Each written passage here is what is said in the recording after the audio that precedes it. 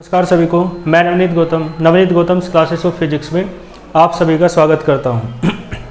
तो mathematical physics में vector algebra में प्रॉपर्टीज ऑफ स्केलर प्रोडक्ट मैंने आपको कराई थी। उसमें एक प्रॉपर्टी मैंने आपको करा दी थी जिसे आप कम्यूटेटिव प्रॉपर्टी कहते हैं, ठीक है। यानी ए डॉट बी बराबर क्या होता है, vector B dot vector A, ऐसा होता है। मैंने आपको प्रूफ करके बता दिया था। आइए सेकंड प्रॉपर्टी पर चलते हैं, यानी थ्योरम सेकंड। तो थ्योरम फर्स्ट मैंने आपको करा दी थी और ये थ्योरम कौन सी है, सेकंड थ्योरम। देखो इस थ्योरम के अनुसार क्या है, आपको पता है वेक्टर ए डॉट बी क्या होता है, ए बी कोस थीटा, तो उसी से रिलेटेड है। देखो ध्यान देना, यदि vector A dot vector B दोनों जीरो के मतलब vector A dot vector B कितना आ जाए, जीरो के बराबर, तो इससे सिद्ध होता है क्या होगा। देखो ए डॉट बी जीरो क्यों आ रहा है, तो इस एक थ्योरम है कि यदि vector A dot vector B zero हो तो या तो ए जीरो होगा, ठीक है, या बी जीरो होगा, या वेक्टर ए और वेक्टर बी एक दूसरे पर परपेंडिकुलर होंगे, यानी दोनों के बीच का एंगल 90 डिग्री होगा, ठीक है। ये थ्योरम है कि यदि दो वेक्टर्स हैं तो ये किसके लिए है, फॉर एनी टू वेक्टर्स, किसके लिए है, फॉर एनी टू वेक्टर्स। दो वेक्टर हैं, पहले वेक्टर का नाम है वेक्टर ए और दूसरा वेक्टर है वेक्टर बी। तो for any two vectors vector A and vector B, यदि A dot B vector A dot vector B zero होता है तो फिर क्या होता है, यानी कब जीरो होता है, यदि या तो ए बराबर जीरो हो या बी बराबर जीरो हो या वेक्टर ए और वेक्टर बी दोनों एक दूसरे पर परपेंडिकुलर हों, ठीक है। इसे प्रूफ करेंगे, ठीक है। तो देखो हेडिंग डालो प्रूफ।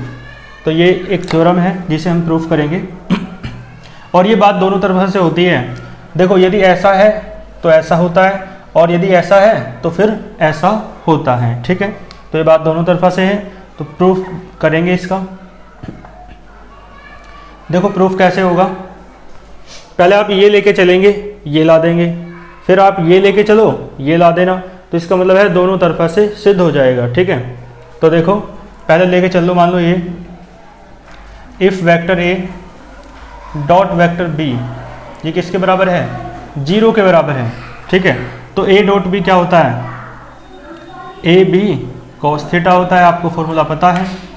और देखो ध्यान देना, ए बी कोस थीटा कब जीरो आ सकता है, इसका मतलब है कब, जब या तो ए जीरो हो, ठीक है, या बी जीरो आ जाए, ठीक है ना भाई। Vector A dot vector B को रखा हमने A B cos theta, formula आप जानते हैं। अब A B cos theta zero के बराबर आ रहा है, तो इसका मतलब है या तो ए जीरो है या बी जीरो के बराबर है, या ये जो कोस थीटा है ये जीरो के बराबर है। भाई तीनों में से कोई सा एक तो जीरो होगा, तभी तो जीरो आएगी, प्रोडक्ट मल्टीप्लाई, ठीक है। और इसे आप ऐसे लिख सकते हो, ए बराबर जीरो या बी बराबर जीरो या थीटा बराबर कोस जीरो क्या होता है, कोस 90, ठीक है, कोस 90 लिख सकते हो आप। तो थीटा बराबर कितना आएगा, 90 डिग्री, ठीक है जी। और कोस देखो थीटा बराबर 90 आने का मीन्स पता है क्या है, इसका मीन्स है कि वेक्टर ए, थीटा किन किन के बीच का एंगल है, वेक्टर ए और वेक्टर बी के बीच का एंगल है थीटा। तो इसका सीधा सा मतलब ये है कि वेक्टर ए और वेक्टर बी के बीच का एंगल अब कितना है, 90 डिग्री, यानी वेक्टर ए और वेक्टर बी दोनों एक दूसरे पर परपेंडिकुलर हैं, ठीक है।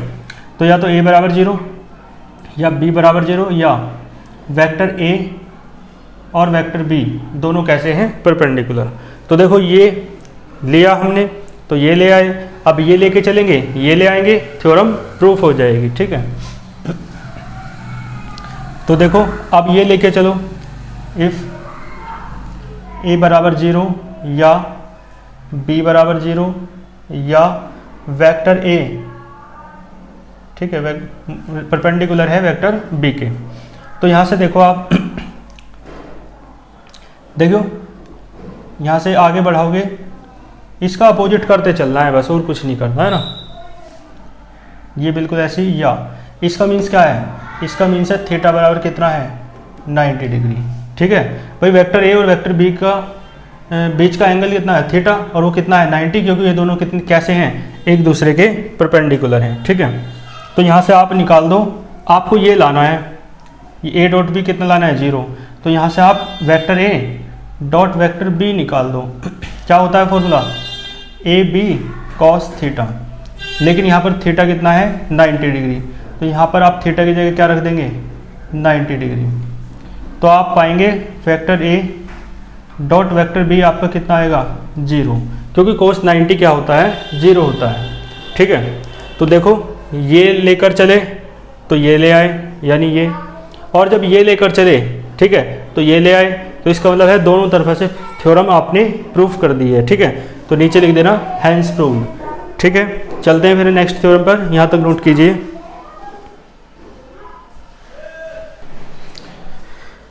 ठीक है, आइए थ्योरम नंबर 3 पर चलने से पहले एक क्वेश्चन मैंने आपको दिया था एक्सरसाइज 1 में, क्वेश्चन नंबर 6 का सेकंड पार्ट। ठीक है, तो इसका आंसर आपका गलत आ रहा है, और बाकी शायद क्या आंसर ही गलत है ना, तो मैं इसे करा देता हूँ, आपका कन्फ्यूजन है इसमें। तो देखें इसे कैसे करना है, वेक्टर ए और वेक्टर बी दे रखा है, उन दोनों के बीच का एंगल फाइंड करना है। तो आपको पता है formula, vector A dot vector B क्या होता है, क्या होता है ए बी कोस थीटा। आपको तो थीटा निकालना है, तो कोस थीटा की वैल्यू बताओ यहाँ से कितनी आएगी, कोस थीटा आएगा vector A dot vector B और अपॉन ए बी। ठीक है, थीटा निकालना है, थीटा बाद में निकाल देंगे, पहले कोस थीटा निकाल लें। देखो वेक्टर ए की वैल्यू रखो कितनी है 3i cap plus J cap plus 2k cap dot, और यहाँ क्या है 2i cap minus 2j cap plus 4k cap. ठीक है जी, और अपॉन में ए भी है।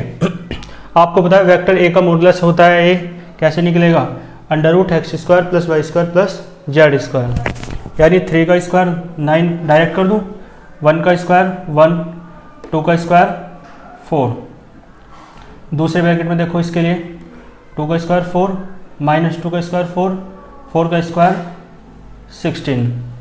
ठीक है, तो कोस थीटा कितना आएगा, देखो 3 2 जा 6, 1 की करेंगे -2 में तो -2 आएगा, और 2 4 जा 8।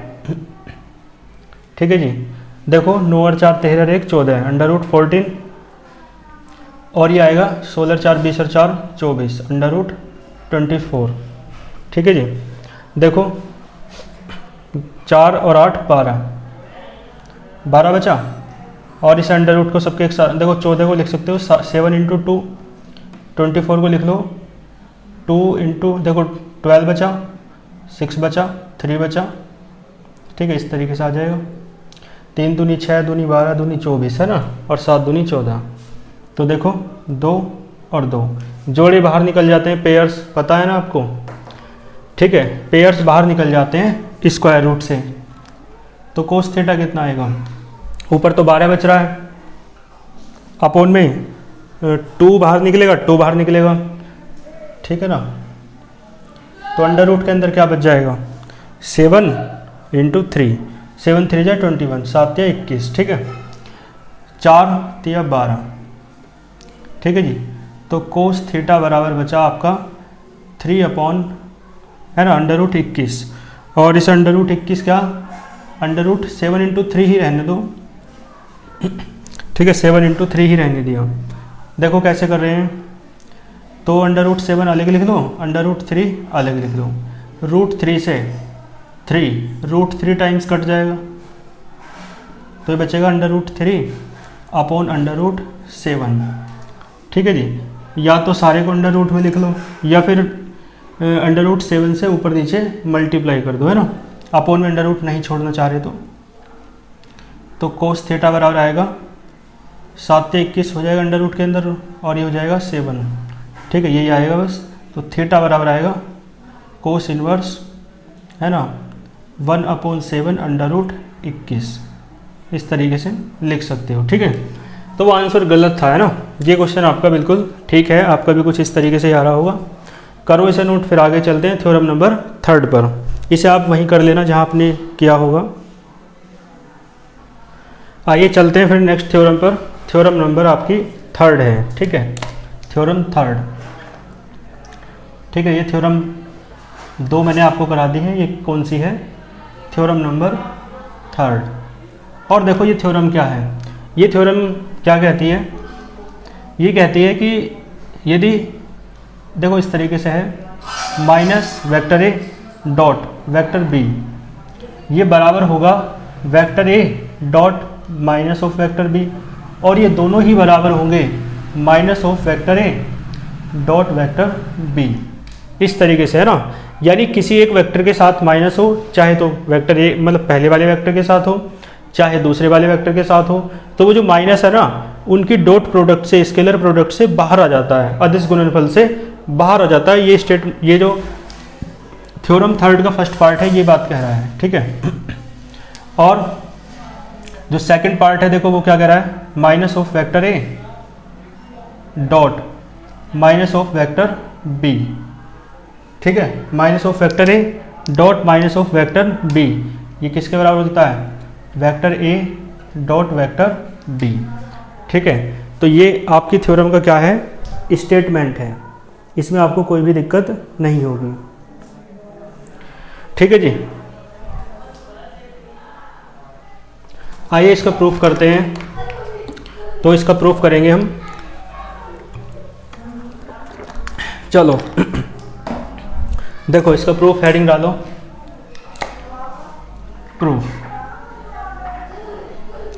ठीक है। बात तो समझ में आई ना आपको, किसी एक वेक्टर के साथ माइनस हो, चाहे पहला वेक्टर हो चाहे दूसरा वेक्टर हो, तो वो दोनों वेक्टर की डॉट प्रोडक्ट से, स्केलर प्रोडक्ट से माइनस बाहर आ जाता है, और दोनों वेक्टर के साथ माइनस है तो माइनस माइनस क्या हो जाता है, प्लस हो जाता है, ये तो आपको पता ही है। तो ये बात डॉट प्रोडक्ट में भी लागू होती है, ठीक है। आइए प्रूफ करते हैं। देखो प्रूफ में पहले डायग्राम बना देते हैं। यह है आपका वेक्टर ए, कौन सा वेक्टर है, वेक्टर ए, और देखो इस तरीके से आप मानते हैं वेक्टर बी, तो ये वेक्टर ए ये वेक्टर बी, दोनों के बीच का जो एंगल है वो कितना मानते हैं आप, थीटा मानते हैं। और यहाँ माइनस वेक्टर ए मानना पड़ेगा, माइनस वेक्टर बी भी मानना पड़ेगा। तो देखिए वेक्टर ए इस तरफ है तो इधर कर दिया जाए, बिल्कुल इतनी ही है ना, इस साइड में अपोजिट डायरेक्शन में कौन सा वेक्टर हो जाएगा, इस साइड में कौन सा वेक्टर हो जाएगा, वेक्टर माइनस ए, ठीक है, minus of vector A. Minus क्यों, क्योंकि इस साइड में है, ठीक है, इस साइड प्लस इस साइड माइनस, ठीक है, दिख रहा है आपको। चलो देखो, हालांकि वो वाला बात मत देखना, आपकी एक्स एक्सिस में इधर प्लस होता है इधर माइनस होता है, ये तो पता है ना आपको। एक्स एक्सिस में देखो ये इधर क्या होता है प्लस, और इधर क्या होता है माइनस। तो चाहे तो आप उस दृष्टिकोण से देख लो, या फिर आप ऐसे देख सकते हो कि यदि ये प्लस का है तो इसके अपोजिट डायरेक्शन में जो वेक्टर होगा वो माइनस का होगा, दोनों में से किसी भी तरीके से समझ लो आप। तो वेक्टर ए था, इधर हुआ माइनस ऑफ वेक्टर ए, ठीक है जी। चलो, और ये वेक्टर बी है तो इसका नीचे की साइड इस तरीके से कौन सा वेक्टर होगा, माइनस ऑफ वेक्टर बी, ठीक है। इस बिंदु को ओ मान लो, ठीक है, क्लियर है आपको। ये बिल्कुल सीधी रेखा में है, बिल्कुल है ना। तो ये पता है पूरी रेखा पर जो एंगल होता है वो 180 होता है, ये पूरा जो एंगल है कितना होता है 180, ठीक है। तो एक बताओ, पूरा तो 180 यानी पाई, तो ये पूरा तो पाई है, ये थीटा है, तो ये वाला कितना बचेगा, पाई माइनस थीटा, ठीक है। ये वाला कितना बचा, पाई माइनस थीटा, क्लियर है। चलो, और आपको पता है ये एंगल थीटा, तो ये एंगल भी कितना हो जाएगा, थीटा, ठीक है ना। ऐसा होता है, ये थीटा तो ये भी थीटा, इन्हें बोलते हैं वर्टिकली अपोजिट एंगल, ठीक है। वर्टिकली अपोजिट एंगल देख लेना आप हिंदी में क्या कहते हैं, ठीक है, शायद है ना, देख लेना आप क्या कहते हैं, गूगल सर्च कर लेना। देखो अब इस डायग्राम को बनाने के बाद हम पहले फर्स्ट थ्योरम को प्रूफ करते हैं। आओ इधर देखें, देखो क्या कहेंगे, ये लाना है, तो पहले इसे लेके चल लो, या इसे लेके चल लो, कैसी कोई सही लेके चलो। तो देखो क्या आएगा, वी हैव, देखो ये लेके चलेंगे ये ला देंगे, ये लेके चलेंगे ये ला देंगे, तो इसका मतलब क्या हुआ भाई, ये यदि इसके बराबर आ जाए और ये भी इसके बराबर हो जाए तो इसका मतलब है ये भी और ये भी दोनों इसके बराबर है और ये दोनों आपस में भी बराबर हैं। तो पहले वाले लेके चलो, minus of vector A dot vector B, A dot B का फॉर्मूला लगाओ, लेकिन वेक्टर ए की जगह माइनस ऑफ वेक्टर ए है तो क्या आएगा, मॉडुलस आता है यहाँ, तो ये आएगा और यहाँ वेक्टर बी आएगा और यहाँ क्या आता है कोस थीटा। तो माइनस वेक्टर ए और बी के बीच थीटा है या कितना है, एंगल चेक करो पहले। तो माइनस वेक्टर ए तो इस तरफ है, ठीक है, और वेक्टर बी जो है आपका माइनस वेक्टर ए इस तरफ है, वेक्टर बी इस तरफ है, ठीक है जी। तो ये वाला तो एंगल आपने मान नहीं रखा। ये जो मैंने नीचे किया है ना काम, ये आप ऊपर की तरफ करो तो फिर, क्योंकि हमें पता कौन सा एंगल चाहिए, माइनस ऑफ वेक्टर ए और बी, वेक्टर बी के बी वाला एंगल चाहिए। या फिर अभी आप डायग्राम को चेंज नहीं करना चाह रहे तो आप इससे ना ले, इससे ले गए है ना। तो एक काम करते हैं, मैं पहले इससे ले लेता हूँ दूसरे वाले से, ठीक है। देखो ये वाला लो, करना तो दोनों के लिए ही है, पहले इसके लिए कर लो क्योंकि डायग्राम इसी के लिए सूटेबल है।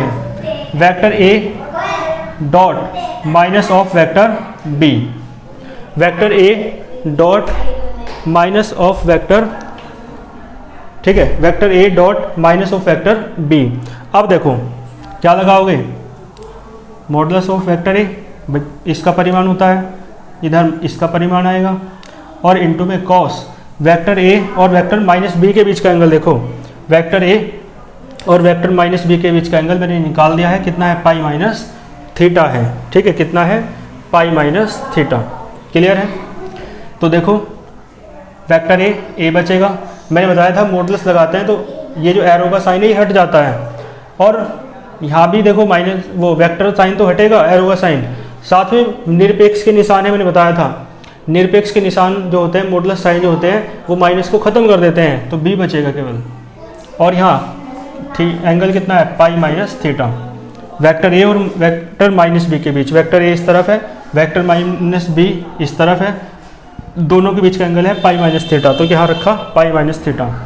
और देखो पाई का मतलब 180, 180 में 180 माइनस थीटा में चेंज नहीं होता, तो कोस का कोस ही रहेगा, और 180 माइनस थीटा क्या होता है, कोस थीटा, और पहले में वो दूसरे में पहुंच जाएगा। देखो 0 से 90 तक पहला चतुर्थांश होता है, पहला क्वाड्रेंट, 90 से 180 तक दूसरा होता है, तो 180 में से घटा दूसरे में पहुंचेगा, तो दूसरे में कोस कैसा होता है, माइनस का होता है, क्योंकि साइन और कोसेक प्लस के होते हैं दूसरे में, तो दूसरे में कोस कैसा है, माइनस का।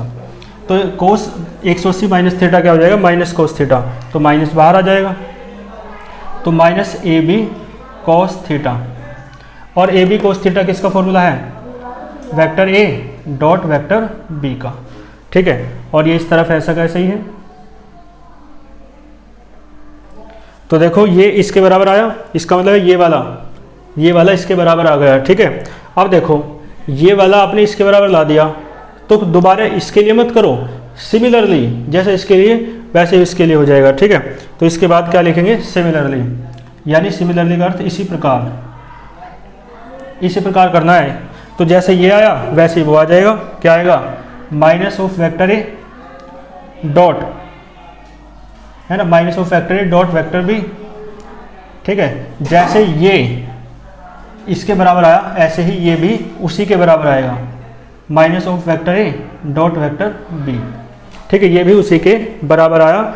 इसका मतलब है ये जो है इसके बराबर है, ये इसके बराबर है, इसका मतलब है ये दोनों भी आपस में क्या है, बराबर हैं, ठीक है। ये इक्वेशन फर्स्ट मान लो और ये इक्वेशन सेकंड मान लो, क्या कर दो, फ्रॉम फर्स्ट एंड सेकंड, समीकरण 1 व 2 से। We have from first and second, देखो तो ये इसके बराबर, ये भी इसके बराबर, और ये दोनों तो बराबर हैं ही, इसका मतलब है ये दोनों भी क्या हुए, बराबर हुए। तो इसका मतलब है माइनस ऑफ, है ना, इसे पहले लिख लो चाहे, क्योंकि थ्योरम में ये पहले लिखा है, बाकी चाहे उसे पहले लिख सकते हो, minus of vector A dot vector B, ये भी लिखो, ये किसके बराबर है भाई, ये दोनों बराबर है ना, तो ये किसके बराबर है, vector A dot minus of vector B, और ये दोनों ही किसके बराबर है, ये भी और ये भी minus of vector A dot vector B के। ठीक है, ये दोनों ही किसके बराबर है, minus of vector A dot vector B. ये थ्योरम फर्स्ट, वो थ्योरम थर्ड का फर्स्ट पार्ट था, ये आपने प्रूफ कर दिया है। ठीक है, तो इसे कर लेंगे। अब आओ सेकंड पार्ट पे चलते हैं। देखो सेकंड पार्ट तो बहुत आसान है। वी हैव LHS लेके चलो, RHS ला दो। देखो minus of vector A dot minus of vector B, तो देखो क्या आएगा, ए डॉट बी वाला फॉर्मूला लगाओ, मॉडुलस लेते हैं तो मॉडुलस के अंदर माइनस ऑफ वेक्टर ए का मॉडुलस ए बी रहता है, ए बी ए कैसा आता है मॉडुलस लेकर, तो मॉडुलस लेते हैं। पिछला जरूर पढ़ते चलो, तभी आगे का समझ में आएगा, नहीं तो समझ में आना बंद हो जाएगा, बार बार आपसे कहता हूँ।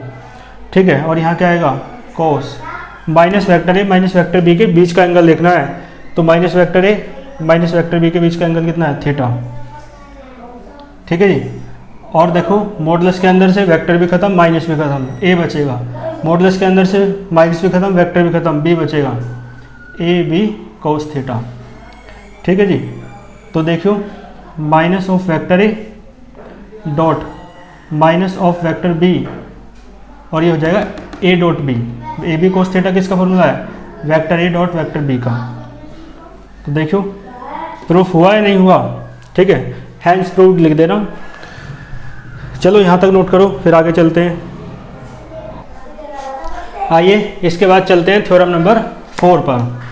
तो लिखें थ्योरम नंबर 4। ठीक है, थ्योरम नंबर 4, थ्योरम यानी प्रमेय। ठीक है, देखो इस थ्योरम का नाम है डिस्ट्रीब्यूशन लॉ। डिस्ट्रीब्यूशन आप समझते होंगे, डिस्ट्रीब्यूशन कहते हैं वितरण को, यानी बंटवारा। डिस्ट्रीब्यूशन लॉ यानी नियम, यानी इसका अर्थ है वितरण नियम, बंटवारे का नियम। वितरण यानी बंटवारा, बांटना। देखो इसका स्टेटमेंट क्या है, फॉर एनी 3 वेक्टर्स, 3 वेक्टर्स हैं। पहला मान लो वेक्टर ए है, दूसरा वेक्टर बी है, और जो तीसरा है वो वेक्टर सी है। तो देखो वितरण यानी बंटवारा कैसे होता है, इस तरीके से है, vector A dot vector B plus vector C है। तो पता है वेक्टर ए का जो बंटवारा होगा इसमें भी होगा, इसमें भी होगा, दोनों में होगा। तो आपको पता है vector A dot vector B, और बीच में plus vector A dot vector C. ठीक है ना, मल्टीप्लाई हो जाएगी। तो ये इसका स्टेटमेंट है, क्लियर है, और इसे प्रूफ करना है। ठीक है जी, इस थ्योरम को आपको प्रूफ करना है। हेडिंग डालो प्रूफ। देखो प्रूफ करेंगे इसे, तो ध्यान देना, इसका डायग्राम समझने का है थोड़ा। एक वेक्टर मानो वेक्टर ए, 3 वेक्टर माननी है ना, एक वेक्टर मानो वेक्टर बी, और एक तीसरा वेक्टर मानो वेक्टर सी। ठीक है, कोई दिक्कत वाली बात नहीं है। ये ओ मान सकते हो, इसे ए मान सकते हो, इसे बी मान सकते हो, और इसे सी मान सकते हो। यहाँ तक है ना, डायग्राम भी आपको समझ में आ रहा होगा। देखो हम ये लेके चलेंगे और ये ले आएंगे। तो वेक्टर ए तो हमें पता है, वेक्टर ए है, वेक्टर ओ ए बराबर ए, लेकिन vector B plus vector C नहीं पता। तो vector B plus vector C वाला जो भुजा है वो निकालो। तो वेक्टर बी ये है, वेक्टर सी ये है, वेक्टर ए ये है। तो आपको पता है यदि इसे मिला दिया जाए, ठीक है, वेक्टर बी वेक्टर सी, तो ये कितनी निकल आएगी, वेक्टर बी प्लस सी। मैंने वेक्टर ट्राइंगल लॉ आपको पढ़ा रखा है, सदिश त्रिभुज नियम, उससे निकालेंगे। देखो निकाल के मैं बता देता हूँ आपको। देखो लेट मान रहे हैं कि वेक्टर ओ ए कितना है, वेक्टर ए है, वेक्टर ओ बी कितना है, वेक्टर स्मॉल बी है, और वेक्टर बी सी कितना है, वेक्टर स्मॉल सी है। ठीक है जी, और हम ये निकालना चाह रहे हैं वेक्टर ओ सी।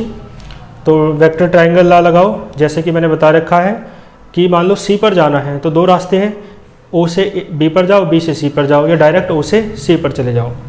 तो एक रास्ता है डायरेक्ट ओ से सी पर चले जाओ, दूसरा रास्ता क्या है, ओ से बी पर जाओ, ओ टू बी और बी टू सी। तो देखियो वेक्टर ओ सी यहाँ से कितना आएगा, वेक्टर ओ बी कितना है, vector O B vector B, और वेक्टर बी सी कितना है, वेक्टर सी। तो वेक्टर ओ सी कितना निकल के आया, वेक्टर ट्राइंगल ला से vector B plus vector C. तो ये जो आपका निकल के आया ना, ये vector B plus vector C है, ठीक है जी।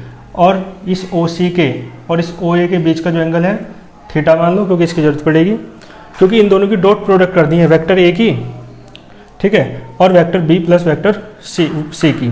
तो देखो वी हैव, डायग्राम बनाना, ये सब लिखना, और उसके बाद इसे लेके चलेंगे इस साइड को, ये वाली साइड ले आएंगे।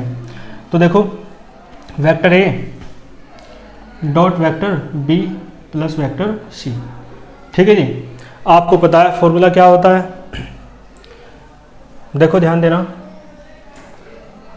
इस vector B plus vector C का मान रख लो, vector B plus vector C की जगह वेक्टर ओ सी लिखो, ठीक है, बताऊंगा क्यों। क्या लिख लिया, वेक्टर ओ सी। अब लगाओ इसमें फॉर्मूला, तो ए डॉट बी वाला फॉर्मूला जाएगा ए बी कॉस थीटा। तो यहाँ से आप देखो ए यानी वेक्टर ए का मॉडुलस, ओ सी या मॉडुलस वगैरह का रहने दो, क्योंकि मॉडुलस हटाओगे फिर वेक्टर हट जाएगा, तो डायरेक्ट ही हटा दो, है ना। चलो डायरेक्ट हटा लेते हैं। तो ए और यहाँ क्या आएगा, ओ सी, और कोस, दोनों के बीच का एंगल देखो, वेक्टर ए के और वेक्टर ओ सी के, vector A vector O C, vector O C इस तरीके से है ना, दोनों के बीच का एंगल है थीटा। तो यहाँ क्या आएगा, थीटा, और थीटा एंगल आपने कौन सा माना है, ए ओ सी।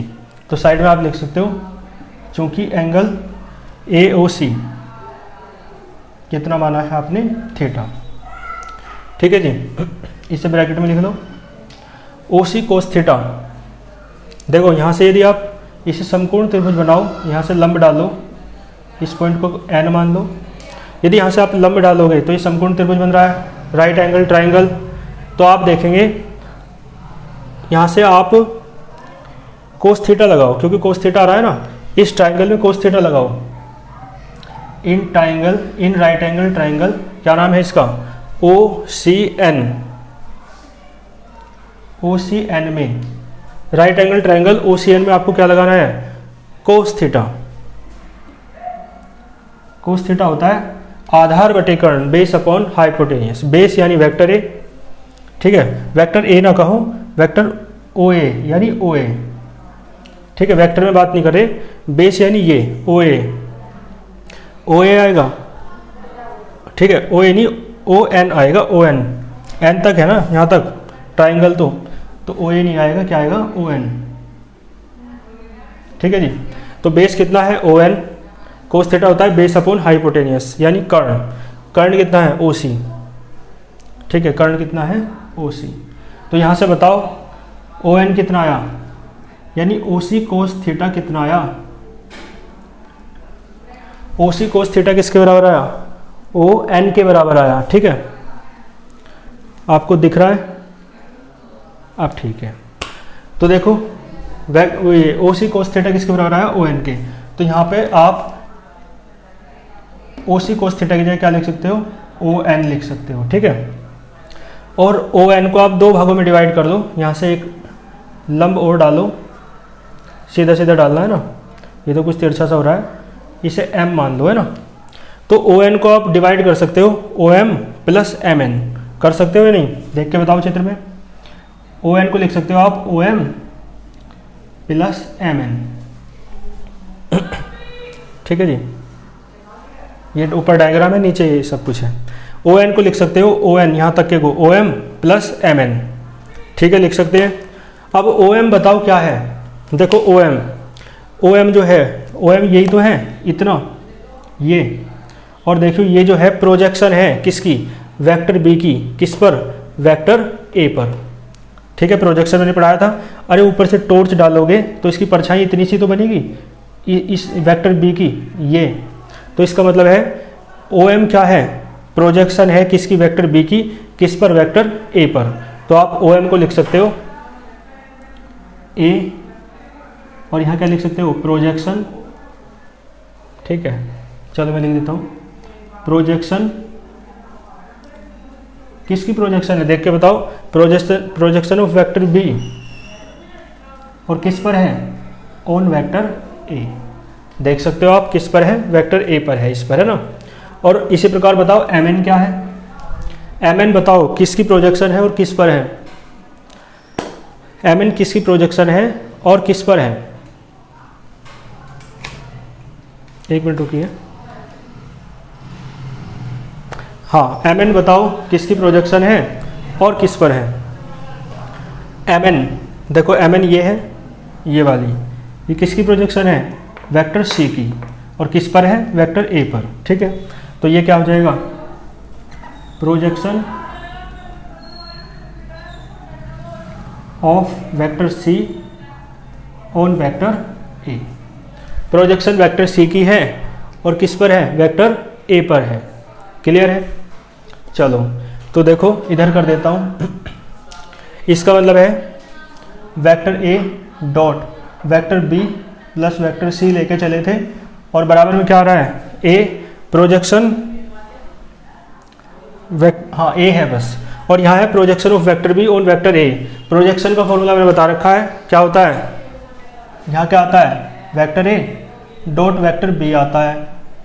भाई यहाँ बी और ए ही तो है दो वेक्टर, तो ऊपर आता है vector A dot vector B, और मैंने बताया था जिस पर प्रोजेक्शन होती है अपोन में वो आता है।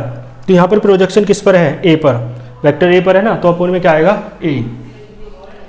ठीक है जी, प्लस आप देखो यहाँ पे प्रोजेक्शन की मल्टीप्लाई में क्या था, हाँ ए की मल्टीप्लाई जो है ना वो दोनों में कर लो, ओ एम में भी और इसमें भी।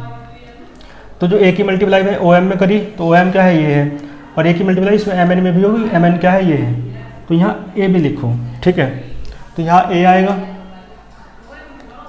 और आप देखो प्रोजेक्शन सी की है ए पर, तो सी ए, तो यानी ए डॉट सी, भाई सी डॉट ए लिख लो, ए डॉट सी लिख लो, वो तो बात एक ही है।